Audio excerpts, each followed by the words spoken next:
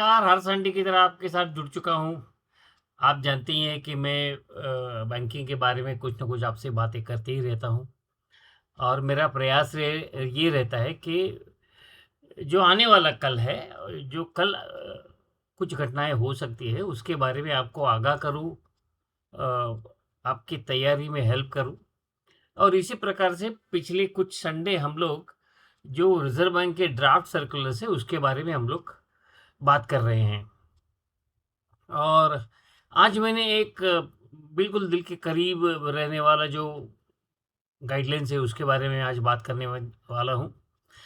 बहुत सारी कंट्रोवर्सीज़ है, और मुझे लगता है कि बहुत सारे ग्रे एरियाज़ हैं जहाँ पे हम लोग कहते हैं कि क्लैरिटी नहीं है। फिर भी हम जब बैंक चलाते हैं तो हमें ये सोचना पड़ता है कि हम लोग we should always be on the right side of the law, we should be a compliant bank.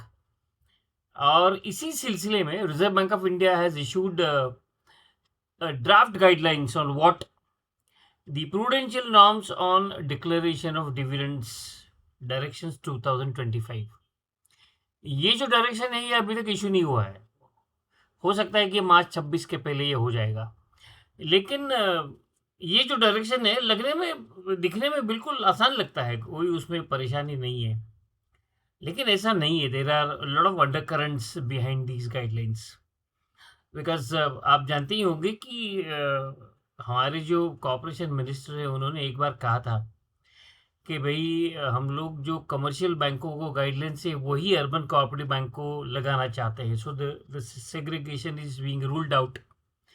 वजह यही है कि पूरा बैंकिंग सिस्टम एक तरह से काम करे, that is the logic. Normally urban cooperative banks को आज भी reserve bank of India soft hand से टच करती है या सॉफ्ट हैंड से देखती है। क्योंकि इनका ये मानना है कि अभी भी 60-70 साल के बाद भी अर्बन कोऑपरेटिव बैंक्स में वो मैच्योरिटी लेवल नहीं आई है जहाँ पे उनको हैंड होल्डिंग करना बहुत अनिवार्य लगता है। अच्छी बात है, लेकिन धीरे-धीरे जो रिज़र्व बैंक ऑफ इंडिया कर रही है उसके बारे में आपको जानना ज़रूरी है। ये जो ड्राफ्ट डायरेक्शंस है ऑन डिक्लेरेशन ऑफ डिविडेंड दिखने में आसान है, लेकिन है नहीं, क्योंकि इस ड्राफ्ट डिक्लेरेशन में एक पैराग्राफ ऐसा है जो ऑलरेडी 2021 की जो डिस्क्लोजर नॉर्म्स है उसमें एक पैराग्राफ आया है, उसकी भी मैं बात करूँगा। और मुझे लगता है कि as a urban cooperative banker हमें क्या भूचाल आने वाला है उसके बारे में तैयार रहना है। We have to be prepared. एक ज़माना था कि रिजर्व बैंक ऑफ इंडिया थोड़ा एनपीए ऊपर नीचे भी हो गया तो डिविडेंड देने के लिए वो परमिशन देती थी, लेकिन अब वो स्ट्रिक्टर नॉर्म्स अप्लाई कर रहे हैं। और वो स्ट्रिक्टर नॉर्म्स इसीलिए है क्योंकि they want that you should be A compliant bank. एक कंप्लायंस उनका ये कहना है कि भाई जो Indian institute of chartered accountants of India जो है, जो अकाउंटिंग की रेगुलेटरी बॉडी है, उनके दिए गए जो अकाउंटिंग स्टैंडर्ड्स हैं, you should follow those accounting standards. That is a simple definition that they have adopted. और ये ड्राफ्ट सर्कुलर अगर आप पढ़ेंगे तो इसमें मोटी-मोटी 3-4 चीज़ों के बारे में मैं बात करने वाला हूँ। इसको ये लोग इन्होंने इसको prudential norms for on declaration of dividends for urban cooperative bank से कहा है। और इन्होंने एक डेफिनेशन दिया है क्योंकि कई बार कई बैंकों ने कुछ इंटरिम डिविडेंड की बात की थी, तो उन्होंने ये कहा है कि डिविडेंड का मतलब इंटरिम डिविडेंड भी होगा। ये पूरे अर्बन कोऑपरेटिव बैंकिंग सेक्टर को अप्लाई किया जाएगा। और जो मेन कंडीशंस है वो वही पुरानी है। आप डिविडेंड कब दे सकते हो? आपका जो रेगुलेटरी सीआरआर है वो अगर आपका कंप्लाई हो गया हो तो उसमें आपको कोई परेशानी नहीं है। आपके नेट एनपीए जो है वो 5% के नीचे चाहिए, कोई प्रॉब्लम नहीं है। आपका सीआरआर एसएलआर में डिफ़ॉल्ट नहीं होना चाहिए। एनपीए के लिए जो रिक्वायर्ड प्रोविज़न होता है वो आपने पूरा कर दिया है और बाकी के प्रूडेंशियल मेजर्स और अकाउंटिंग नॉर्म्स है वो आपने कंप्लाई किए हैं। अगर आपका नेट एनपीए 5% के ऊपर है लेकिन 10% के नीचे है, 10% के ऊपर नेट एनपीए गया तो डिविडेंड की बात ही खत्म है। लेकिन 5 और 10 के बीच में है तो you can approach your regional office and seek permission from them so 5 to 10% net NP अगर रहेगा तो prior approval of reserve Bank of India लगेगा, नहीं तो प्रायर अप्रूवल की वैसे ज़रूरत नहीं है। लेकिन एक चीज़ उन्होंने इसमें और एक लाई है, वो क्या लाई है? वो ये कहते हैं कि कोई भी बोर्ड जब डिविडेंड डिक्लेरेशन करेगा तो उन्हें एक चीज़ का नोटिंग या असेसमेंट कर लेना चाहिए, और ये आपको रिकॉर्ड में रखना है। ये जो असेसमेंट है ये रिकॉर्ड में रखना है। किस चीज़ के बारे में ये असेसमेंट है? ये असेसमेंट है कि आपका जो करंट कैपिटल है और आपका जो प्रोजेक्टेड बिजनेस है, उसके लिए आप सीआरआर कंप्लायंट रहोगे आगे भी चल के। जो आपका भी बिजनेस प्लान है वो एडिक्वेसी ऑफ कैपिटल आप मेंटेन करोगे, आपके पास प्रोविजन हेल्दी रहेगा। ये सब चीज़ें, ये कंडीशंस इसमें इन्होंने लगाए हैं। सबसे इम्पोर्टेंट चीज़ जिसके बारे में मैं बात करने वाला हूँ, ये तो आसान है, इसमें कोई दिमाग लगाने वाली बात नहीं है। उन्होंने एक चीज़ इसमें कही है चैप्टर 3 में, रिपील एंड अदर प्रोविजंस, उसमें उन्होंने एक चीज़ कही है कि application of other laws not barred. यहीं पे कैच है, यहीं पे थोड़ी दिक्कत मुझे लगती है। वो ये कहते हैं कि the provisions of these directions shall be in addition to and not in derogation of the provisions of any other laws, rules, regulations and directions for the time being in force। इसका मतलब ये है कि हमारे इस direction के अलावा और किसी दूसरे कानून में कुछ अगर लिखा गया है तो अप्लाई होगा। जैसे कि स्टेट कोऑपरेटिव लॉ में अगर कुछ कहा गया होगा तो उसका आपको कंप्लायंस करना जरूरी है। ये तो आसान चीज़ है। डिफिकल्ट चीज़ क्या है? डिफिकल्ट चीज़ है बैंकिंग रेगुलेशन एक्ट के कुछ प्रोविजंस, जिसके लिए आपको सोचना बहुत ही ज़रूरी है। और इसी बैंकिंग रेगुलेशन एक्ट में एक सेक्शन है जिसको सेक्शन 15 कहा जाता है। 15 नंबर का जो सेक्शन है उसमें उन्होंने कहा है, बीआर एक्ट में ये प्रोविजन है कि restrictions as to payment of dividend. आपको ये पता होगा कि बीआर एक्ट में 2020 का अमेंडमेंट हुआ, उसके बाद में अभी 2024-25 का हुआ, और ये अमेंडमेंट होने के बाद में even if the bank is a cooperative or registered under the cooperative laws of the respective state or the multi state law, it has been defined as a company. So wherever the word company has come in banking regulation act, वो cooperative bank को भी apply होता है। Simple. यानी ये जो provision है उन्होंने ये कहा है section 15(2)(a), no banking company shall pay any dividend on its shares unless all its capitalized expenses including preliminary expenses, organization expenses, share selling commissions, brokerage, amounts of losses incurred and other items of expenditure not represented by tangible assets have been completely written off। ये जो 2021 में जो guidelines आई थी उस वक्त भी इसके बारे में चर्चा हुई थी। तो आज मैं ये चर्चा फिर से दोहरा रहा हूँ। ये चर्चा इसलिए दोहरा रहा हूँ कि जो आपका एक्सपेंडिचर है, specially in the area of software procurement which is not backed by tangible asset, वो इस डेफिनेशन में आता है। मान के चलो कि आपने अगर किसी बड़ी कंपनी से सॉफ्टवेयर लिया, 20 करोड़ का सॉफ्टवेयर लिया, आपको टेक्निकली 3 साल का टाइम होता है राइट ऑफ करने के लिए। लेकिन जब तक आप, इसका मतलब ये होता है कि जब तक ये जो इंटेंजिबल एक्सपेंडिचर आपके बुक्स में है, जब तक वो राइट ऑफ नहीं होता है तब तक आप डिविडेंड नहीं डिक्लेयर कर सकते। This is a technical meaning, this is what the law says. बाकी बहुत सारी प्रावधानें हैं लेकिन उसके बारे में जाना जरूरी नहीं है, क्योंकि वो कहते हैं कि अगर आप बैड डेट राइट ऑफ करना चाहते हो तो आपके बुक्स में बीडीडीआर होना चाहिए। This are all simple things.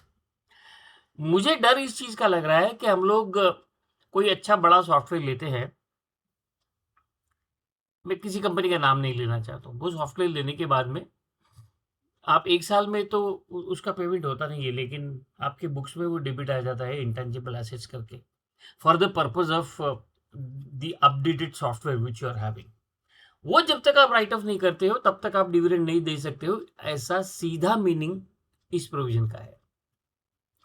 तो इसका मतलब ये हुआ कि जिन जिन जिन बैंकों ने बड़ा सॉफ्टवेयर लिया है, अगर वो इंटेंजिबल, उसके सामने टेंजिबल एसेट अगर नहीं है, क्योंकि software is not a tangible asset, तो वो जब तक राइट ऑफ नहीं होता है तब तक आप डिविडेंड नहीं डिक्लेयर कर सकते हो। इसका मतलब ये होगा कि अर्बन कोऑपरेटिव बैंकिंग इंडस्ट्री में कोई भी बड़ी बैंक जिन्होंने बड़ा सॉफ्टवेयर लिया है वो डिविडेंड डिक्लेयर नहीं कर सकती। लेकिन इसके बारे में एक प्रचलन है जिसको हम बैंकिंग लॉ एंड प्रैक्टिस कहते हैं। सॉफ्टवेयर के बारे में रिजर्व बैंक ऑफ इंडिया इतना तांती नहीं है।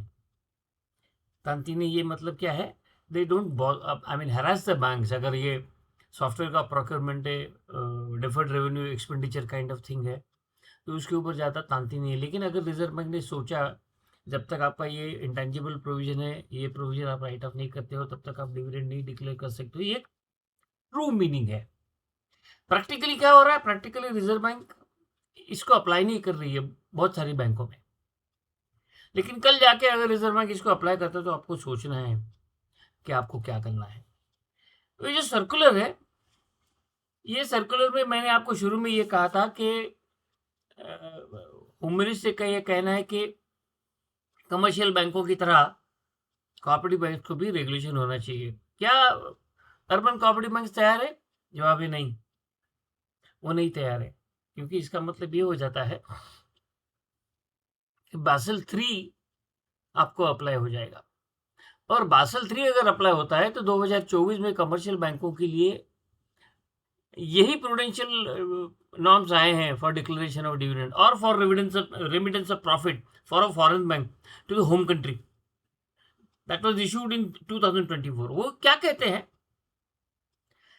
कि अगर आपका ऑडिटर, स्टैट्यूटरी ऑडिटर जो है, उसने अगर आपका रिपोर्ट क्वालिफाई कर दिया तो ये आप प्रॉफिट रिपेट्रिएट नहीं कर सकते हो या फिर आप डिविडेंड डिक्लेयर नहीं कर सकते हो। क्या ये अर्बन कोऑपरेटिव बैंक के लिए एप्लीकेबल किया है? अभी जो ड्राफ्ट सर्कुलर है उसमें इसके बारे में कुछ नहीं कहा है। लेकिन मेरा ये मानना है कि ये जो फोर्थ कंडीशन उन्होंने दी है कि भाई आपके जो रिक्वायर्ड प्रोविजन है वो आपको पूरी करनी है, one of the key condition for declaration of dividends. अगर आपकी प्रोविजन पूरी नहीं होती तो आपका स्टैट्यूटरी ऑर्डर क्या करेगा? स्टैट्यूटरी ऑडिटर आपका रिपोर्ट क्वालिफाई करेगा, क्योंकि इन्होंने प्रोविजन नहीं किया है। वो तो आप अपनी जिम्मेवारी छटक देगा कि मैंने लिख दिया, रिपोर्ट क्वालिफाई हो गया। मैंने कई बैंकों के फाइनेंशियल स्टेटमेंट्स 2025 के देखे हैं जहां पे ऑडिटर्स ने क्वालिफाई किया है, लेकिन बैंकों ने डिविडेंड दे दिया है, बैंकों ने डिविडेंड दे दिया है। और रिजर्व बैंक के जो इंस्पेक्टर्स है वो भी इसको पकड़ नहीं रहे हैं कि क्वालिफाइड रिपोर्ट पे आप डिविडेंड दे रहे हो। इसमें मेरा ये मानना है, मैं कुछ बंदों से बात किया हूँ तो उन्होंने ये कहा है कि क्वालिफिकेशन 2 टाइप के होते हैं। एक होता है फाइनेंशियल क्वालिफिकेशन और दूसरा होता है नॉन फाइनेंशियल क्वालिफिकेशन। तो फाइनेंशियल क्वालिफिकेशन क्या होता है? फाइनेंशियल क्वालिफिकेशन के बारे में बासल 3 का जो डायरेक्टिव है उसमें उन्होंने रेमेडी दी है कि अगर फाइनेंशियल क्वालिफिकेशन आता है कि जैसे कि आपने प्रोविजन पूरा नहीं किया है और आप डिविडेंड देना चाहते हो, तो आप क्या करोगे? आप वो प्रोविजन पूरा करके you can set aside the financial qualification satisfying the statutory auditor that we have done the complete provision, and then you can go for declaration of dividend. This is what for commercial banks Basel 3। Urban cooperative bank के लिए कोई option नहीं है ये। तो urban cooperative banks में भी अगर क्वालिफिकेशन आता है और वो अगर फाइनेंशियल क्वालिफिकेशन है, तो मेरा ये सुझाव रहेगा कि जो भी फाइनेंशियल क्वालिफिकेशन स्टैट्यूटरी ऑडिटर उसके रिपोर्ट में लिखना चाहता है, एक तो लिखने मत दो, कंप्लाई करो। वो नहीं लिखेगा, आपने कंप्लाई कर दिया, वो नहीं लिखेगा, आप नहीं मानते हो, उसने लिख दिया, सिग्नेचर कर दिया, तो आप डिविडेंड कैसे डिक्लेयर करोगे? हालांकि रिजर्व बैंक का गाइडलाइन नहीं है इसके बारे में, लेकिन वो आएगा।